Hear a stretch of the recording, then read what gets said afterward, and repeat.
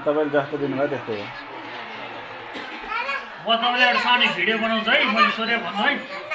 मलाई गरेर होइन तपाईँ के छ त्यही बोल्नु है त एउटा भिडियो बनाउँछु त्यहाँ तपाईँ भन्नु है के बनाउँछु फोटो खिच्ने उसले सुजनले है फोटो खिच्ने तपाईँ मनमा जे लाग्छ त्यही भन्नु है त बनावटी नगर्नु है किन प्रचार गर्न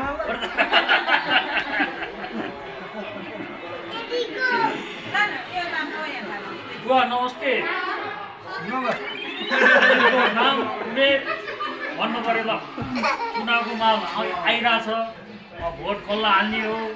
अब तपाईँ अन्दाजी सानातिनाहरूलाई हुन्छ नि उमेरको हिसाबले छोरा नाति पनातिलाई के भन्न चाहनुहुन्छ चुनाव आइरहेछ होइन पुरानै पार्टीलाई दिने कि नयाँलाई दिने कि के छ हजुरको विचार म छोरा नाति कसैलाई यहाँ देऊ उहाँ देऊ कसैलाई भन्दिनँ म आफ्नो सोच उनीहरू जाँसे दिउँ होइन हजुरको विचारले चाहिँ भोट चाहिँ हाल्ने चाहिँ कसलाई त म त घन्टी बजाउने बजाइदिने हो त्यसैले प्रचार गरिदिनु त घन्टी नै बजाउने किन हजुरलाई चाहिँ घन्टी मन पऱ्यो घन्टी चाहिँ किन मन पऱ्यो नयाँ हो एउटा कुरो अर्को कुरो हो हामी लाटो मान्छेलाई नि त्यो रवि एउटा किसिमले त्यो अरू जग्गाभन्दा निर्दोष भन्नु ल खायो होला खाना त कसैले सक्छ त्यसलाई चाहिँ ढोक्रिएर खोला हालै गर्ने त एउटा युवक हो उसले नजानेर त्यो हामीले जाने कुरो चाहिँ त्यो बुझ्दिन नहुने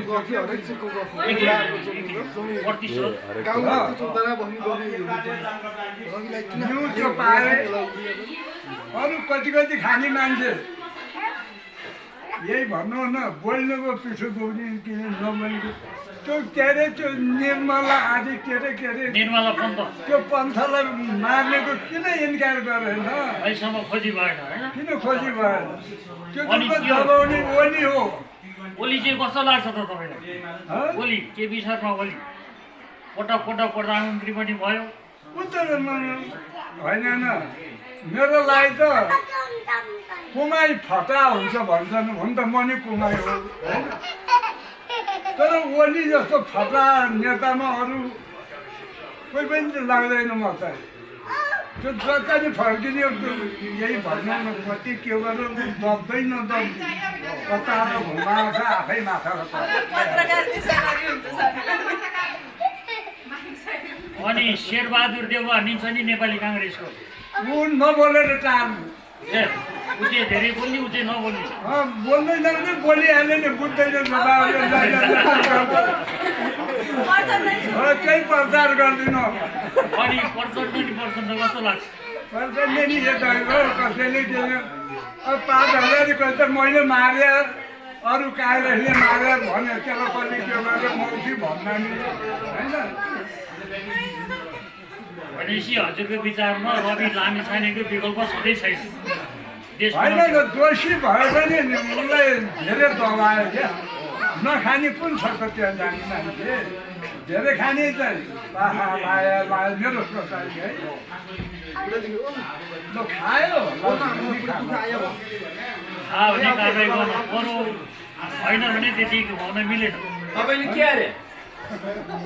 के भने तपाईँले के काम गर्नुभयो के भन्छ अहिले मलाई काली बहिनी भयो मान्छे मलाई यहाँ बसेर बिस्ताएर भन्नुपर्छ तपाईँले के काम गर्नुभयो अहिले भात खाएर के काम गर्नु के घन्टी बजाइदिनु हो अहिले होइन भोट दिँदैन घन्टी बजाउने गयो भने सुनार न गएन भने घरमा भोट दिन्छ ढङ्गमा होइन र उनीहरूको हिसाब किताब हुन्छ नि कसले लैजाएर हस्पिटल म घन्टीलाई दिने बाबु घन्टीलाई राजनीति गरेर जे गरेर संसार खालिसकेपछि रब्बीलाई अब त्यही गर्नु नि अब म एउटा कुरो म डाँडा पुगे मान्छे हो त्यही भएर ठाउँमा बस्नु पर्यो ठाउँमा हुन्छ नि के त्यो आफ्नो छोरा नहुने अर्का छोरा हुने हुन्छ आफ्नो छोरा नचाहिने डाँडा पुगेपछि आम छोड्न चाहिने अर्का छोर चाहिने हाम्रो छोरो नि उठेछ र मलाई थाहै छैन को हामी उठेको छैन मलाई भन्नु पर्दैन त तैँले भन्न पर्थ्यो थाहा छैन आफ्नो छोरो काङ्ग्रेसबाट उठेको छ भनेर दिपेन्द्रले भर्खर उठ्यो अनि खाना खाएर आइरहेको मलाई थाहै छैन थाहै छैन हल्ला गरेर चोक चोकमा हिँडेको छ। कसलाई भनेर जान्दैन म थाहै नभए अनि त्यो चाहिँ कसरी थाहा भयो अरूले गाउँलेले भने सुनेर थाहा भयो कसरी थाहा भयो त्यो चाहिँ के भन्छ भन्टीलाई भोट दिने भन्ने कुरो कसरी थाहा भयो भन्ने कुरो उसको घन्टीलाई दिने भने त हो हल्लामा पछि पछि हो हल्लामा लाग्यो घर सल्लाह गर्नु पर्दैन घर सल्लाह गर्नु पर्दैन हो हल्लामा अरूले जे जे भन्यो त्यसकै पछि लाग्यो मरिनला भए मान्छे कसरी म बुढो मान्छे म उठि बुवा तैँले कहिले भने म उठ्नु भइहाल्छु दिपेन्द्र भर्खर उठेर खाना खाएर आएको हामी सबैले देखिरहेको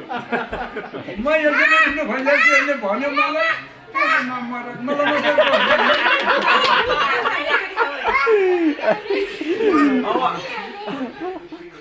एकपल्ट उठ्दिनु पर्यो हामी रुखबाट उठेका छौँ हामीलाई हाल्नु पर्यो नि भोट एउटा घर तल दिउँला